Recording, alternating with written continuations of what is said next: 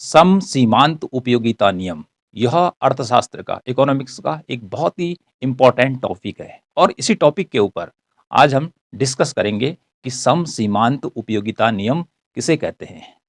तालिका और रेखा चित्र की सहायता से इसको समझने का प्रयास करेंगे।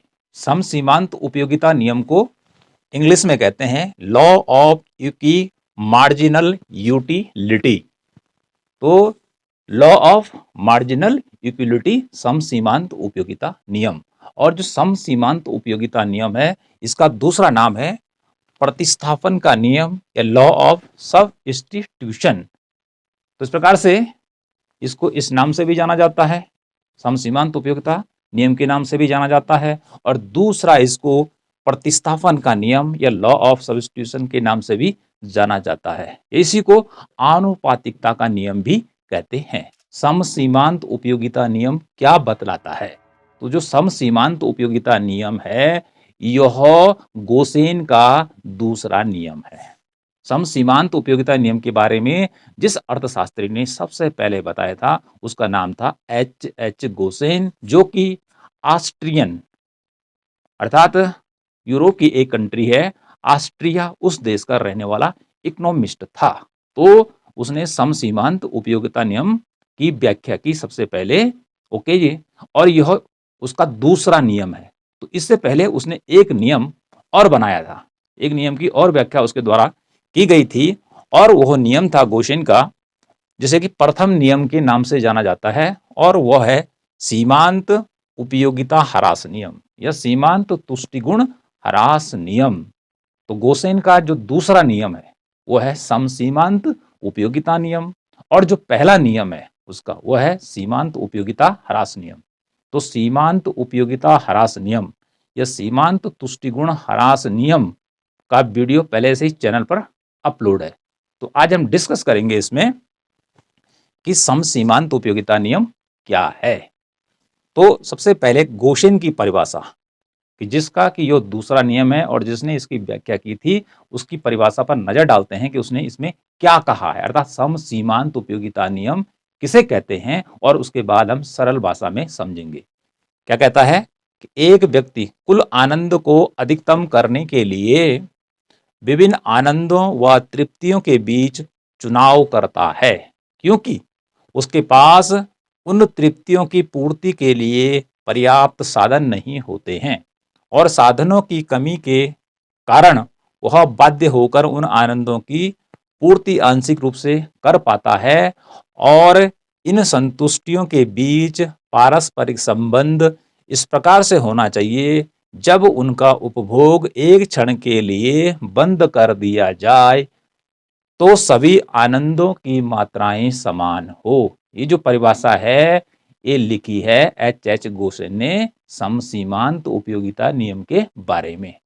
भले इसकी व्याख्या आगे चलकर और भी डिटेल में प्रोफेसर मार्शल के द्वारा की गई। तो इस प्रकार से यह एक गणवाचक दृष्टिकोण है। तो इसमें क्या कहा जा रहा है, परिभाषा के मुख्य बिंदु पर नजर डालते हैं कि एक व्यक्ति कुल आनंद को अधिकतम, अर्थात जो उपभोक्ता है वो अपने पास जो उसका पास पैसा है वो विभिन्न वस्तुओं पर इस प्रकार से खर्च करना चाहता है कि उसे अधिक से अधिक संतुष्टि मिले। लेकिन होता क्या है, यहाँ पे कहा जा रहा है कि व्यक्ति के पास उन आवश्यकताओं की पूर्ति के लिए साधन कम, पैसा कम है, इसलिए व्यक्ति अपनी सभी आवश्यकताओं को पूरा नहीं कर सकता है। तो ऐसी दशा में जो उसके पास पैसा है, जो उसके पास बजट है, उसी के द्वारा वह विभिन्न वस्तुओं पर अपने पैसे को इस प्रकार से खर्च करेगा कि उसे अधिक से अधिक संतुष्टि मिले, अधिक से अधिक उसको तृप्ति मिले, आनंद मिले। ये कह रहा है या ये कह रही है पूरी की पूरी परिभाषा। ओके, अब इस परिभाषा को सरल भाषा में समझते हैं कि परिभाषा क्या बतला रही है। क्योंकि जो उपभोक्ता होता है, उपभोक्ता के पास आय क्या होती है, सीमित होती है। चाहे देश है चाहे एक आदमी है, इनकम किसी के पास अथाह नहीं होती है, आय सीमित होती है, और एक समय विशेष पर कोई व्यक्ति अपनी अनेक आवश्यकताओं को पूरा नहीं कर सकता है। ऐसा नहीं कि कोई व्यक्ति अभी चाहे कि मैं चांद पे पहुंच जाऊं, उसके बाद बृहस्पति पर पहुंच जाऊं, फिर नीचे धरती पर आ जाऊं, ठीक है, तमाम प्रकार की सारी सुविधाएं मेरे पास हों, ठीक है, इस प्रकार की सुविधाएं तो किसी भी देश के राष्ट्रपति के पास भी नहीं है। तो कुल मिला के संसाधन रिसोर्सेस कम हैं। जब हमने कंट्री की बात की, अमीर लोगों की बात की, तो उनके पास रिसोर्सेस कम है, तो सामान्य व्यक्ति के पास कितने कम रिसोर्सेस होंगे। तो यहाँ पर निष्कर्ष निकलता है कि चाहे वो कितना ही अमीर है और चाहे कितना ही गरीब है, लेकिन वह सभी आवश्यकताओं को पूरा नहीं कर सकता है, क्योंकि उन आवश्यकताओं को पूरा करने के लिए साधन क्या है, सीमित हैं। ओके, पैसा कम है। तो यहाँ पर जब व्यक्ति के पास पैसा कम रहता है, तो इसकी परिभाषा को अब सरल भाषा में परिभाषित करते हैं। कैसी परिभाषा बनेगी कि एक उपभोक्ता जब अपनी एक से अधिक आवश्यकताओं की पूर्ति के लिए विभिन्न वस्तुओं पर धन खर्च करता है, तो वह उस धन को इस प्रकार से खर्च करता है कि उन वस्तुओं से मिलने वाली अंतिम इकाई से जो उपयोगिता प्राप्त होगी वह समान हो। यदि वो व्यक्ति दो वस्तुओं का उपभोग करता है माना, तो अंतिम जो उसकी उपयोगिता होगी दोनों वस्तुओं की वो समान होगी, तब जाके वह अधिकतम संतुष्टि को प्राप्त कर सकता है। और यदि दोनों वस्तुओं से मिलने वाली जो उपयोगिता है, सीमांत इकाई बराबर नहीं है, तो वह संतुलन की अवस्था में नहीं हो सकता है। ओके, तो संतुलन की अवस्था में कब होगा वह उपभोक्ता, जब उसकी मार्जिनल यूटिलिटी, लिखा है MU, अर्थात सीमांत उपयोगिता माना X वस्तु है, ठीक है जी, और वो बराबर होनी चाहिए MU/Y, मार्जिनल यूटिलिटी Y, अर्थात यदि उपभोक्ता दो वस्तुओं का उपभोग करता है तो X वस्तु की सीमांत उपयोगिता और Y वस्तु की सीमांत उपयोगिता दोनों बराबर होनी चाहिए। ऐसी स्थिति में वह संतुलन की स्थिति में होगा और उसे ही कहेंगे सम सीमांत उपयोगिता नियम। और यदि प्राइस ले ले तो प्राइस से डिवाइड करने पड़ेगा, तो PX की कीमत किसके बराबर होनी चाहिए, ओके जी, तो PX अर्थात X वस्तु की कीमत बट्टे में जाएगी और Y वस्तु की कीमत बट्टे में जाएगी, तो PY और PX। तो इस प्रकार से A और A दोनों इक्वल होना चाहिए, या इन दोनों का अनुपात जब बराबर होगा तब जाके उपभोक्ता क्या होगा, मैक्सिमम संतुष्टि प्राप्त कर सकता है, अधिकतम आनंद उसको मिल सकता है। ओके, अभी इसको हम तालिका पर समझेंगे और भी सरल भाषा में, लेकिन पहले हम यहाँ तक लिख लेंगे। उसके बाद हम क्या करेंगे कि सम सीमांत जो उपयोगिता नियम है वो कुछ मान्यताओं पर आधारित है, कुछ मान्यताओं को मानकर चलना पड़ता है, और यदि इन मान्यताओं को नहीं मानेंगे तो यह नियम लागू नहीं होगा, अर्थात उपभोक्ता अधिकतम संतुष्टि को प्राप्त नहीं कर सकता है। ओके, तो कौन कौन से एजम्पशन है, कौन कौन सी मान्यताएं हैं। पहला है उपभोक्ता विवेकशील होता है। ये मान लिया गया है कि जो उपभोक्ता है वो क्या होता है, बुद्धिमान होता है, और जब वो पैसा खर्च करता है तो विभिन्न वस्तुओं पर अपनी आय के अनुसार सोच समझकर पैसा खर्च करता है। जो उसको उपयोगी लगती है, ठीक है, उसको वह पहले खरीदता है, फिर उसके बाद जो उसको कम उपयोगी लगती है उसके बाद उसको खरीदता है। या यदि वो एक से अधिक वस्तुओं का उपभोग करता है, माना बात वो 4-5 वस्तुओं का उपभोग करता है, एक तो वस्तु का कोई व्यक्ति उपभोग नहीं करता है, क्योंकि हम जीवन में देखते हैं कि ऐसा तो नहीं है कि मेरी कमीज ही कमीज पहनी है और पैंट नहीं पहन रखी है, तो पैंट ही पहनी कमीज पहनेंगे तो जूते भी पहनेंगे, ठीक है। तो इसी प्रकार से हम यदि चावल खाएंगे तो उसके साथ दाल भी चाहिए, यदि रोटी लेंगे तो रोटी के साथ सब्जी भी चाहिए। ओके, मतलब बहुत सारी हमारी आवश्यकताएं होती हैं, केवल हम एक ही चीज़ पर पैसा खर्च नहीं करते हैं। तो ये क्या कह रहा है कि जब उपभोक्ता विवेकशील होता है तो विभिन्न वस्तुओं पर पैसा सोच समझकर खर्च करता है, और जब वो सोच समझकर पैसा खर्च करेगा, फूंक फूंक कर चलेगा, तो ऐसे में उसको ज़्यादा संतुष्टि मिलेगी। और यदि वो लापरवाह करके पैसा खर्च करता चला गया, ठीक है, फालतू खर्च करता चला गया, तो उसे मैक्सिमम संतुष्टि नहीं मिल सकती है, और ऐसा मूर्ख इंसान ही कर सकता है। इसलिए कहा गया है कि उपभोक्ता विवेकशील होता है, अर्थात हम उपभोक्ता हैं, आप उपभोक्ता हैं, तो जब हम पैसा खर्च करते हैं किसी भी वस्तु को लेने पे, 1 या 2, 3, 4 जितने लेते हैं, तो ये मान लिया गया है कि हम बड़े ही चतुराई से, बड़ी बुद्धि से, ठीक है, हिसाब किताब लगाकर उस वस्तु को खरीदते हैं। ओके, दूसरा है द्रव्य की सीमांत उपयोगिता स्थिर रहती है। द्रव्य मीन्स हो गया धन, पैसा। तो यहाँ पर अभी आगे चलकर बताएंगे कि जो द्रव्य है, यहाँ पे कहा गया कि सीमांत उपयोगिता, चाहे 1 रुपया है, 2 रुपया है, 3 रुपया है, अर्थात एक-एक बढ़ते जाएँगे, 1, 2, 3, 4, 5 जैसे। तो 1 रुपए की जितनी वैल्यू है, ठीक है? वो खर्च कर रहा है, फिर मुद्रा की, फिर अगला जो रुपया है, फिर अगला रुपया है, सब जगह उसकी उपयोगिता क्या रहेगी? स्थिर रहेगी, ऐसा इसमें मान लिया जाता है। जबकि नियम में क्या होता है आगे चलकर कि सीमांत उपयोगिता ह्रास नियम कहता है कि जैसे-जैसे व्यक्ति एक वस्तु की 1 से अधिक इकाइयाँ खरीदता है, तो उनकी उपयोगिता घटने लगती है। पैसा तो उतना ही खर्च हो रहा है, लेकिन उपयोगिता घटने लगती है। लेकिन यहाँ मान लिया गया कि द्रव्य की उपयोगिता नहीं घटती है, भले संतुष्टि घटती है। अगला है कि उपयोगिता को द्रव्य में मापा जा सकता है। यहाँ बात की जा रही है कि जो उपयोगिता है, उसको हम पैसे में माप सकते हैं कि 10 रुपए की वस्तु खरीदी, तो उपयोगिता कितनी मिली? 10 रुपए के बराबर। 1 लाख रुपए की वस्तु खरीदी, तो उपयोगिता कितनी मिली? 1 लाख के बराबर। 10 लाख की कार खरीदी, तो उपयोगिता कितने की मिली? 10 लाख के बराबर मिली। ऐसा मान लिया गया, ठीक है? अर्थात कुल मिलाकर उपयोगिता को मुद्रा में माप सकते हैं, पैसों में उसकी गणना कर सकते हैं, इसलिए इसको कहा जाता है गणवाचक दृष्टिकोण। ओके जी। द्रव्य की छोटी-छोटी मात्राओं में खर्च करना। अच्छा, जो पैसा जो हम खर्च करेंगे, ऐसा नहीं है कि सीधे एक वस्तु पे पैसा खर्च कर दिया, अर्थात 1 रुपए करेंगे, 2 रुपए करेंगे, 10, 20, 30, 40, 50 इस क्रम में पैसा खर्च करना पड़ेगा। तब जाके यह नियम लागू होगा। यदि क्या कर दे व्यक्ति ने आराम से एक ही जगह पैसा खर्च कर दिया और बात खत्म, तब जाके यह नियम लागू नहीं होगा। अगला है उपभोक्ता की रुचि फैशन अपरिवर्तनशील होनी चाहिए। अर्थात जो उपभोक्ता हम हैं, हमारी रुचि नहीं बदलनी चाहिए, फैशन नहीं बदलना चाहिए। अर्थात मैंने जैकेट पहना है, तो ये लेने जा रखा हूँ मैं मार्केट के अंदर, ओके, तो फिक्स है कि मुझे यही लेना है। और यदि पता चला कि मेरा इंटरेस्ट बदल गया, रुचि बदल, अरे ना ना ये तो भाई फैशन से आउट हो गया है, तो फिर ये नियम लागू नहीं होगा, ठीक है। इसलिए यही मान के चलना है कि ये जैकेट ही मार्केट के अंदर सर्वोत्तम है, ठीक है। अगला है वस्तु का उपभोग लगातार होना चाहिए। यहाँ पर जो उपभोक्ता वस्तु को खरीदेगा, तो उसका जो उपभोग है वो लगातार करेगा। अभी हम इसको टेबल पे समझेंगे कि किस प्रकार से उपभोक्ता वस्तु का कंटिन्यू क्या करेगा, कंजम्पशन करेगा। ऐसा नहीं है कि एक खाया और बस खत्म हो गया, ये एक लिया और बस खत्म हो गया।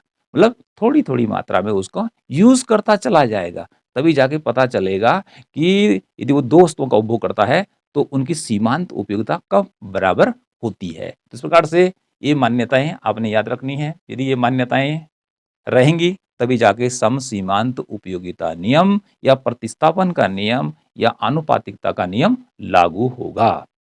अब इसको एक तालिका पर समझते हैं। ये पूरी तरह काल्पनिक तालिका है, ठीक है।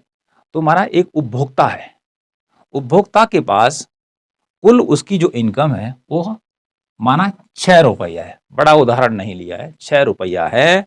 और एक वस्तु है कीवी का मूल्य, अर्थात वो 2 वस्तुओं का उपभोग करता है। कीवी, कीवी एक फ्रूट का नाम, एक फल का नाम है, बहुत महंगा फल है, ओके।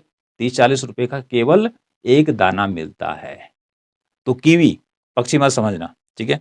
तो कीवी का मूल्य है 1 रुपया और दूसरी वस्तु का उपभोग करता है अमरूद, और उसका मूल्य भी 1 रुपया है, ओके। अर्थात कीवी और अमरूद कोई व्यक्ति खरीदता है, तो दोनों का मूल्य समान है, 1-1 रुपया, ओके। अब हम देखते हैं, आय तो उसके पास कितनी है? 6 रुपया। तो कुल मिला के वो 6 रुपये से ज़्यादा तो पैसा खर्च नहीं कर पाएगा, क्योंकि बजट उसका 6 रुपया है।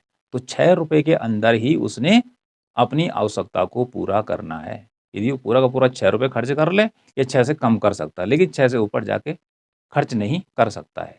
तो बात क्लियर हो गई कि कीवी का मूल्य है 1 रुपया, अमरूद का मूल्य भी है 1 रुपया, और टोटल जो उसके पास इनकम है वह ओनली 6 रुपया है, ठीक है। अब इतनी बात तो क्लियर हो गई।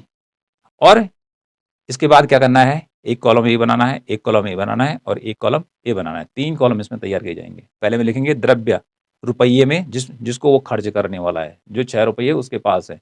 यहाँ पे लिखेंगे 1, 2, 3, 4, 5, 6, ओके।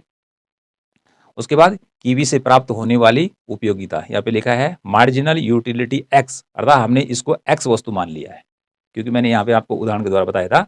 तो इस प्रकार से कीवी हमारा x हो गया और जो हमने y माना था ये अमरूद हमारा y वस्तु हो गई। तो इस प्रकार से ये कीवी से प्राप्त होने वाली सीमांत उपयोगिता का यहाँ पे लिखा जाएगा और अमरूद से प्राप्त होने वाली सीमांत उपयोगिता MU लिखा है, मार्जिनल यूटिलिटी। मार्जिनल मीन्स होता है सीमांत और यूटिलिटी मीन्स होता है उपयोगिता, यहाँ पे लिखी हुई है। अब देखिए 1 2 3 4 5 6 हमने बोल दिया आपसे कीवी से प्राप्त होने वाली सीमांत उपयोगिता। अब क्योंकि जो सीमांत उपयोगिता ह्रास नियम है वो क्वेश्चन का फर्स्ट लॉ है, फर्स्ट नियम है, जो क्या कहता है कि जब कोई व्यक्ति किसी वस्तु का एक से अधिक मात्राओं का उपभोग करता है 1 2 3 4 5 तो उपयोगिता घटने लगती है। ओके, तो यहाँ पर देखें हमारी उपयोगिता घटते क्रम में लगा रखी है कि माना पहला रुपया उसने खर्च किया तो उसको उपयोगिता मिल गई 20 इकाइयों के बराबर, फिर उसने अगला रुपया खर्च किया माना तो 15 रुपया, फिर 18 उपयोगिता घट रही है। तो इस प्रकार से उपयोगिता को घटते क्रम में लगाया गया है। ओके, कि जैसे हम रोटी खाते हैं तो जब हम बहुत भूखे होते हैं तो पहली रोटी ज़्यादा आनंद देती है, उसके बाद जब हम 1 2 3 4 के बाद आगे बढ़ते हैं ऐसे में 1 2 3 4 तो रोटी से मिलने वाला जो आनंद है वो घटने लगता है। ऐसा नहीं कि हमने 100 रोटी खा दी, क्योंकि हर चीज़ की लिमिट होती है, पेट की लिमिट है कि कितनी रोटी खा सकता है। तो पहले एक खाएगा, भूखा है तो बहुत आनंद आएगा, ये बहुत प्यासा है तो इस प्रकार से 1 गिलास लिया पानी का तो आनंद ज़्यादा मिला, फिर दूसरा गिलास लेगा तो क्या होगा, आनंद घटेगा, इस प्रकार से घटता घटता चला जाएगा। ऐसा नहीं कि पूरा का पूरा जो सागर है उसके पेट में समा गया पानी का। तो इसी प्रकार से अमरूद की भी जो उपयोगिता है सीमांत वो भी घटते क्रम में लगानी है। ठीक है, ये सीमांत उपयोगिता ह्रास नियम कहता है और जो बिल्कुल कैसा है, ट्रू है, यूनिवर्सल लॉ है कि जब उपभोक्ता एक से अधिक वस्तुओं का लगातार उपभोग करेगा तो उपयोगिता घटने लगती है। ओके, तो इस प्रकार से हमने देखा यहाँ पे कि इस प्रकार से उपयोगिता हमारे घटते क्रम में आएगी, मार्जिनल यूटिलिटी घटते क्रम में आएगी। ओके, और यहाँ पे हमने पहले बताया था कि व्यक्ति जो उपभोग करेगा वो क्या करेगा, एकदम से एक ही बार नहीं करेगा, वह उपभोग लगातार करेगा। जैसे हमने यहाँ देखा है 1 2 3 4 5 6 दिखा रखा है। ओके, ये तो 6 रुपए तक उसके पास का जो बजट है। अब देखते हैं कि कीवी से प्राप्त होने वाली उपयोगिता। अब 2 फल उसके पास हैं, कीवी और एक अमरूद है। तो अब वह उपभोक्ता मार्केट के अंदर गया तो उसको किस चीज़ की ज़रूरत है, सबसे पहले तो उसे लगता है कि मैंने कीवी तो कभी खाया नहीं है। ओके, तो उसने कीवी और उसकी नज़र पड़ी सब्जी की दुकान में अमरूद पर, तो 2 फल देखे उसने, उसने कहा यार अमरूद तो रोज़ाना ही खाते हैं, कीवी अर्थात उसने कीवी को प्राथमिकता दी। तो कल्पना कर लीजिए कि उससे उपयोगिता मिल रही है 20। ओके, जो सीमांत उपयोगिता है उससे मिल रही है 20, इसलिए वो पैसा खर्च कर देगा। सबसे पहला रुपया वह 20 पर खर्च करेगा, क्योंकि यहाँ उसके यहाँ नहीं करेगा क्योंकि यहाँ उसको मिल रही है 14, वहाँ नहीं जाएगा अभी उसके लिए सबसे पहले कीवी ही ज़्यादा महत्वपूर्ण है। तो पहला रुपया उसने यहाँ किस पे खर्च कर दिया, कीवी पर कर दिया, इसलिए ये पहला नंबर मैंने लिख दिया। ठीक है जी, दूसरा रुपया देखते हैं कहाँ, क्योंकि यहाँ 15 है तो 15 यहाँ भी नहीं है, तो 14 की तुलना में 15 जो है सीमांत उपयोगिता ज़्यादा है कीवी की, तो यहाँ वह पैसा खर्च करेगा। ओके, तो वह यहाँ दूसरा रुपया खर्च कर देगा। उसके बाद देखेंगे यदि यहाँ फिर जाता वो तो कम हो गया 8, इसलिए वह इसका प्रतिस्पर्धा कीवी की जगह अब वो अमरूद पकड़ेगा, क्योंकि यहाँ 14 है। ठीक है, जो कि 8 की तुलना में ज़्यादा है। ओके, फिर 14 यहाँ मिल रहा है उसको, आनंद की अनुभूति यहाँ ज़्यादा हो रही है उसको, तो यहाँ पर वह तीसरा रुपया खर्च कर देगा। ओके, फिर यहाँ देखिए 10, इससे नीचे 10 नहीं है तो अगला चौथा रुपया यहाँ खर्च कर देगा। अब दोनों जगह यहाँ 8 है और यहाँ भी 8 है, तो इस प्रकार से अगला रुपया यहाँ खर्च कर देगा और अगला रुपया यहाँ खर्च कर देगा। तो इस प्रकार से 3 रुपये उसने किस पे, कीवी पे खर्च कर दिए और 3 रुपये उसने किस पे कर दिए, अमरूद पर खर्च कर दिए। तो 3 दूने 6 हो गया, उसके रुपये हो गए खत्म। अब इससे नीचे उसको नहीं खरीद सकता हो। तो इस प्रकार से देखिए अब यहाँ पे क्या कहा जा रहा है कि 2 वस्तुओं की, क्योंकि यहाँ पे 2 वस्तुओं का वो खरीद रहा है या उपभोग कर रहा है, तो दोनों वस्तुओं की अंतिम इकाई जो होगी वो सीमांत इकाई कहलाएगी। ठीक है, तो उससे प्राप्त होने वाली उपयोगिता बराबर होनी चाहिए। अब देखिए कैसे बराबर है कि यहाँ भी 8 है और यहाँ भी 8 है, तो इस प्रकार से ये हो, ठीक है, ये वाला और यहाँ, तो इस प्रकार से दोनों वस्तुओं की अंतिम इकाई से मिलने वाली उपयोगिता जब बराबर हो जाती है तो उसे कहते हैं समसीमांत उपयोगिता नियम। और यहीं पर उपभोक्ता मैक्सिमम सेटिस्फाइड होता है, सबसे ज़्यादा संतुष्टि उसको यहाँ मिलती है, सबसे ज़्यादा आनंद उसको मिलता है और इसे कहते हैं कि यहाँ पर वह संतुलन की अवस्था में होता है। ओके, तो इस प्रकार से 8-8 दोनों बराबर होने चाहिए। ये तो हमारा काल्पनिक तालिका बना रखी है, अंक कुछ भी हो सकते हैं, लेकिन आपने अंततः तो उसको ऐसा लाना है अंक लगा के। यदि हमारे यही लिखे हैं तो चलेगा, जैसे धीरे-धीरे अभी अभ्यास करेंगे तो फिर आप भी काल्पनिक तालिका का निर्माण कर सकते हैं। अब देखिए इसकी 20, 15, 48 यदि हम इस उपयोगिता को जोड़ दें तो इसका जोड़ हो रहा है 43, ठीक है? तो कीवी से प्राप्त होने वाली उपयोगिता टोटल हो गई उसकी कितनी? सीमांत उपयोगिता 43, 43 और अमरूद से 1, 2 और 3 इन तीनों का जोड़ है 32। तो इससे मिलने अर्थात अमरूद से मिलने वाली जो कुल सीमांत जो उपयोगिता है उसको प्राप्त हो रही है 32। तो इस प्रकार से दोनों वस्तुओं पे जब वो 6 रुपया खर्च करता है 3-3 तो दोनों उपयोगिता अर्थात 43 धन 32, ठीक है? यहाँ पे लिखा है 43 धन 32 इस प्रकार से 75। उसको दोनों वस्तुओं से मिलने वाली जो सीमांत उपयोगिता है वह मिलती है 75। उपभोग का यदि यही क्रम रहता उसका जो हमने आपको यहाँ पर बताया, ठीक है, तो वो मैक्सिमम सेटिस्फेक्शन उसका कितना है 43 प्लस 32 इज इक्वल टू 75। दोनों वस्तुओं से मार्जिनल जो यूटिलिटी उसके पास आ रही है वो 75 है। ओके जी, 6 रुपये खर्च करने पर। और यदि वो इसमें परिवर्तन करता है अर्थात वो 2 रुपये यहाँ खर्च करता है अर्थात 20 और 15। ओके जी, तो 20 और 15 कितना हो गया यूटिलिटी मार्जिनल, ये हो जाएगी आपकी 35। और पैसा यहाँ ना खर्च करके उसके बाद क्या करता है वह 4 रुपये यहाँ खर्च करता है, 1, 2, 3 और 4। ओके जी, परिवर्तन करता है अपने व्यय में, तो 4 रुपये यहाँ खर्च करता है और 2 रुपये यहाँ खर्च करता है, तो फिर उसका जो सीमांत उपयोगिता है वो घट जाएगी। कैसे घटेगी अब देखते हैं कि जैसे हमारे 1, 2, 3, 4 इन चारों का जोड़ जो है वह 35 है। यहाँ पे लिखा इधर का भी हो गया, इसका 35 और इसका 35, तो 35 35 70। इस प्रकार से देखिए पहले जब वो 3 रुपये उसने इस पे खर्च किए और 3 रुपये उस पे खर्च किए उसने 75 था। लेकिन जैसे ही उसने क्या किया कि कीवी पर केवल वह 2 रुपये खर्च करता है और 4 रुपये अमरूद पर खर्च करता है, तो उसकी जो सीमांत उपयोगिता है वो क्या हो जाती है, ये दोनों को प्लस कर देते हैं तो कम हो जाती है, क्योंकि पहले 75 है अब 70 हो जाती है।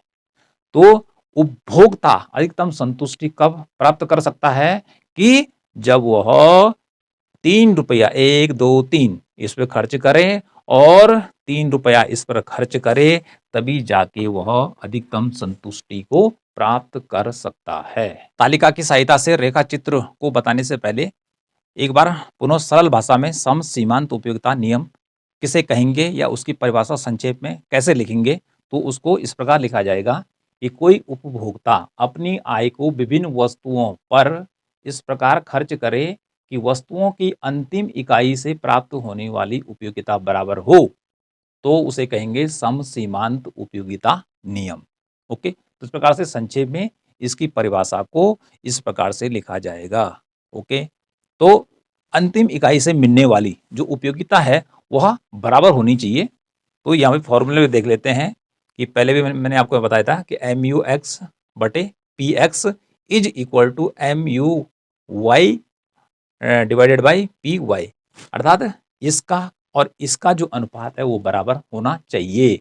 तो कैसा होना चाहिए, अब देखिए P का मीनिंग है प्राइस मूल्य, ठीक है जी, और X वस्तु का मूल्य यहाँ पे X लिखा है उससे मिलने वाली यूटिलिटी है। इसी प्रकार से Y वस्तु है और Y वस्तु का मूल्य, तो हमने देखा ये 8 यहाँ पे लिखा हुआ, ठीक है जी। तो X वस्तु की अंतिम इकाई से जो हमें उपयोगिता मिली उपभोक्ता को वो मिली 8, यहाँ पे लिख लेंगे। प्राइस कितना है कि प्रत्येक वस्तु अर्थात इसका भी प्राइस सेम है, 1 रुपया है, तो बट्टे में 1 आ गया। उधर भी 8 आया अंतिम इकाई, तो 8 मूल्य कितना है उसका भी 1 रुपया है, तो 1 का भाग दीजिए 8 में, 1 अटो 8, ठीक है, और इसका भाग दीजिए 1 अटो 8, तो दोनों क्या हो गए बराबर हो गया। तो इस प्रकार से दोनों की जो या दोनों वस्तुओं से मिलने वाली जो उपयोगिता है वो क्या है बराबर एकदम स्थिर है। ओके, अब इसी चीज को अर्थात ये जो हमारा टेबल है इसकी सहायता से हम रेखा चित्र पर कैसे दर्शाएंगे, बहुत ही सरल तरीके से आपको बताया जाएगा। यहाँ पे आपने क्या करना है, इस प्रकार से दो अक्ष ड्रॉ करने हैं। ये हमारा एक्स अक्ष हो गया जो हमारी पड़ी वाली रेखा है, और ये हमारा वाई अक्ष हो गया। और यहाँ पे लिखा है द्रव्य, अर्थात जो रुपया है 1 से लेकर 6 हम आगे बढ़ा सकते हैं। तो यहाँ पर 1 2 3 4 5 6 आगे बढ़ाते जाए, 7 तक काम चलेगा। ठीक है, तो बराबर बराबर भागों में इसको बांट देंगे स्केल की सहायता से।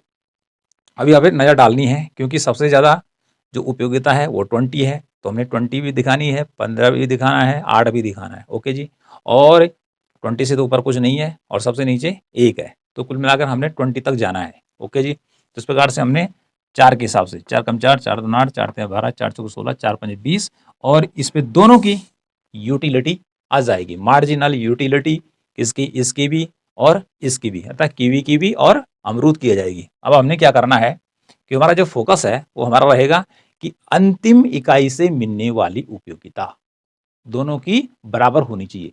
तो बराबर कितना है, 8 8 दोनों बराबर है, बाकी से हमारा कोई लेना देना ज्यादा नहीं है। तो हमने क्या करना है, यहाँ 8 लिखा, सीधे एक लाइन ड्रॉ करनी है। ओके जी, इस पे लिख दिया मैंने एम एम, इस सांकेतिक अक्षर है। ठीक है जी, ऐसे रेखा आप खींच देंगे। ओके, अब क्या हुआ कि उसने 3 रुपए यहाँ पर खर्च किए, 1 2 3। ठीक है, तो ये पहला क्रम में, अर्थात यहां से लेकर और यहां तक उसका जो रुपया हो रहा है, वो पहला जो रुपया खर्च कर रहा है 3, वो किस पे कर रहा है, कीवी पर कर रहा है। तो ठीक है, तो 3 के ऊपर, ठीक है, यहाँ पे एक पॉइंट लगाए और डायरेक्ट एक लाइन नीचे खींच दी।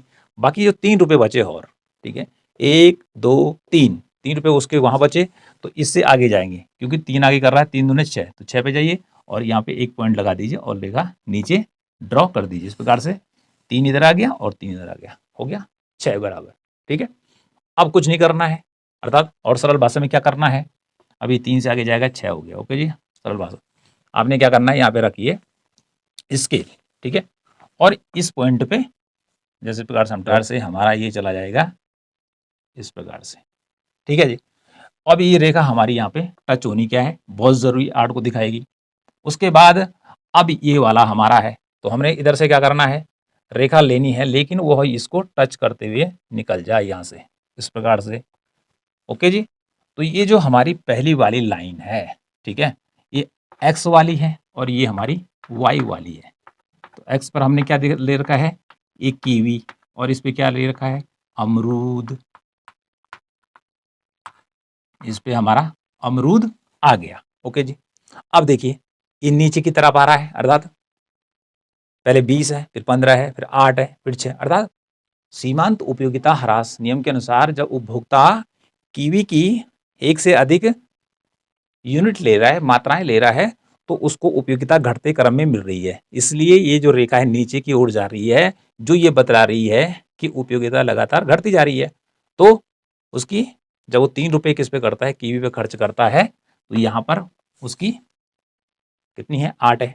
ओके जी, फिर यहाँ पर अगली वस्तु जो हमने यहाँ दिखाई, यहाँ पे 8 है, क्योंकि 3 रुपए यहाँ से नहीं, इसी पे 8 आ जाएगा, इससे आगे जाएगा ये। ओके जी, तो यहाँ पर हमने लिख दिया यहाँ पे जैसे एम, ठीक है जी, और यहाँ पे लिख दिया एन, ठीक है, यहाँ पे लिख दिया क्यू, और यहाँ पे लिख दिया आर। तो एम और एन पर और क्यू और आर पर वह क्या है, उपभोक्ता संतुलन की अवस्था में है, क्योंकि उसको 8 और 8 सीमांत उपयोगिता के अनुसार उपयोगिता मिल रही है वस्तु की या दोनों वस्तुओं की अंतिम इकाई से। इस प्रकार से आप रेखा चित्र सीधे ड्रॉ कर लेंगे। ठीक है, इसमें 8 पे नजर रखनी है आपने। ओके, फिर मैंने अगला क्या बताया था आपको कि यदि वह क्रम को चेंज करता है कि ये यहाँ 3 रुपए की जगह यहाँ 2 रुपए खर्च करता है और यहाँ रुपए वो क्या करता है 4 खर्च कर देगा, तो उसका संतुलन बिगड़ जाएगा। अभी तो बिल्कुल वो फुल इक्विलिब्रियम पर है। ठीक है, अब देखिए कि वो क्या करता है, 3 की जगह अब वो 2 रुपए अर्थात केवल 2 रुपीज ही यहाँ पे ले आता है। तो इसके लिए क्या करना है आपने, ये जो हमारा 2 है हमने माना यहाँ पे लगा दिया। ओके जी, आप सीधे इसको ऊपर मिलाइए यहाँ। ठीक है, अब इस प्रकार से इसको शैडो कर दीजिए। ये हमारा जो ये दंड बना एम एन, ठीक है, इसको नाम दे देते हैं ओ और पी। ठीक है, क्योंकि अब उसने केवल 2 रुपए खर्च कर रहा है, तो इसके लिए अर्थात उपयोगिता उसकी यहाँ से 20 और 15 कितने 35 हो जाएगी, होना चाहिए था 43, घट जाएगी। अब 2 रुपये यहाँ खर्च करेगा तो वहाँ क्या करेगा, 4 रुपये खर्च करेगा, 1 2 3 4, 4 रुपये वहाँ बढ़ाता है तो उसकी उपयोगिता वहाँ कितनी है, क्योंकि यहाँ 3 है तो नीचे चला जाएगा। ठीक है, तो इसको हम मान लेते हैं यहाँ पर है, ठीक है, और इसको नीचे कर लेते हैं। तो जो हमने यहाँ पे अभी आर लिखा है वो इधर कर देते हैं, इसको भी शैडो कर दीजिए, शैडो करना आपने, ठीक है। अब दोनों पे नजर डालनी है, क्यू आर यहाँ पे लिख देते हैं एस, यहाँ पे लिख देते हैं टी। अब देखिए पहले था वो संतुलन की अवस्था में एम और एन पर, क्यू और आर पर, लेकिन जैसे ही उसने यहाँ 2 रुपया, पहले वो 3 रुपये खर्च कर रहा था, अब उसने 2 खर्च यहाँ शुरू किया और वहां 4 बढ़ा दिया, अर्थात वहां 1 रुपया और बढ़ा दिया, पहले 3 था 1 4 हो गया। तो ऐसे स्थिति में क्या हो जाएगा कि उसकी उपयोगिता घट जाएगी, क्योंकि अब ये जो दंड है ये बड़ा हो गया, ये ठीक है, ये घटती उपयोगिता को बतला रहा है कि जो दंड है ये ऊंचा वाला और ये नीचे वाला। ओके जी, तो इसमें उपयोगिता उसकी क्या हो जाएगी, घट जाएगी, यहाँ पे उपयोगिता कम हो जाएगी। तो इस प्रकार से जो ये बड़ा हुआ दंड है ये बतला रहा है यदि उपभोक्ता अपने व्यय के क्रम को चेंज करता है, जहाँ पर वो संतुलन में था, उसके बाद अगला जो चेंज करता है तो वह असंतुलन की स्थिति में होगा और उसकी जो संतुष्टि होगी वह अधिकतम नहीं होगी। इसलिए इस प्रकार का रेखा चित्र आप डायरेक्ट बनाएंगे और शैडो उसको कर दीजिए।